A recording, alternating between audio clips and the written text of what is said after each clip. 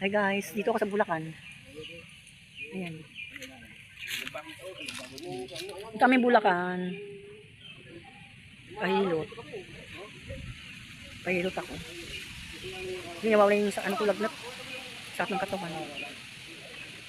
Dito sa may ano ni Kuya Kanor. Kapatid. Kapatid. Ito yung lugar nila oh. Ito po. Malayo pala. Akala namin malapit lang. Pero sa kabilang ano mga subdivision. Excuse me. Inuubo ko. Sinsya na. Sinsya na kayo. Ayan mga alaga. Ikot-ikot lang.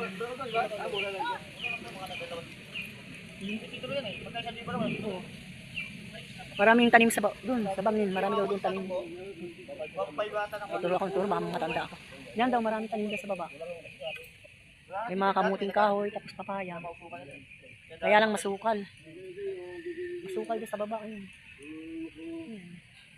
Ang lamig pati dito. Puno ng mangga. Oh.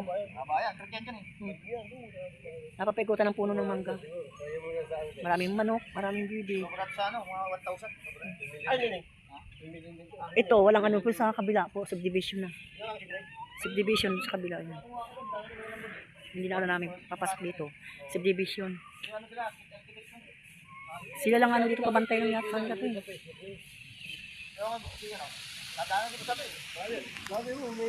Ayan po. Malaki yung bahay dito. Pinibenta po itong bahay na to. Ay lote. Pinibenta yung lote na to. Mura lang daw. Ayun sa kabila subdivision na yan. Subdivision na yun sa kabila. Parang giniginaw ako. Ang lamig dito. Kaya nagsiwitir ako. Ang lamig. Yung mga kaibigan. Ang lamig. Mahangin. Ayun dahil naman ako. Kaya lumapit sa akin yung manok. Ano yun? Dami manok dito. Dami manok. May itik, may mga pansabong. Yan, mga pansabong. Mga pansabong po yan. Ayan, may pansabong. Nakatali isa. Ay, dalawa. Dalawa. Ayan, mga Texas ba yun? Mga Texas. Punta kami doon, papahilot ako. Layo pala. Hindi natatanggal yung sakit ng katawan ko. May sakit, bagong taon, may sakit. Ayan. Ang lang naman nila, lupa. Ang ganda niya sa ano, bangin. Marami daw tanim mo sa bangin. Yung mga, ano. Yung mga kamuting kahoy. Sino mo ba doon? Sa baba? Doon?